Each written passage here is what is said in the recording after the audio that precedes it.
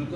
এই জন্য আমাদের 3 মাস পরে একটা আসলে আবার একবার একটু বসে দেখতে হবে যে কতজন মানুষ আমাদের সার্ভিসটা আসলে ইউজ করলে।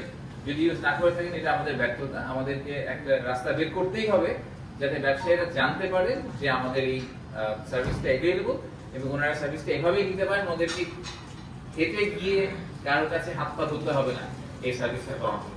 তো সেটা আমরা চেষ্টা করবো যে নিজেরা আমরা দুটা মন্ত্রণালয় আছে এবং বিরা একসাথে বসে চেষ্টা করবো যে আমরা এই অ্যাওয়ারনেস বিল্ডিং জায়গাটাতে কিভাবে আরো বেটার করতে পারি। এবং আমি মিডিয়ার কাছে রিকোয়েস্ট করবো যে আপনাদের যদি কোনো আইডিয়া থাকে বা আপনাদের কোনো সাজেশন থাকে প্লিজ আমাদের সাথে শেয়ার করবেন, আমরা চেষ্টা করবো সেগুলোকে ফলো আপ করার জন্য। তো আবার আমি সবাইকে অভিনন্দন জানাচ্ছি যে এই আমাদের আজকে আমরা যেখানে আসতে পারলাম সেখানে আসতে পারার জন্য।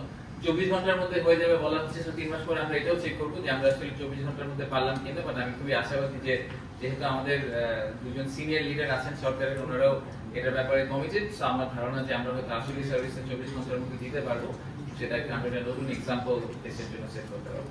সবাইকে অনেক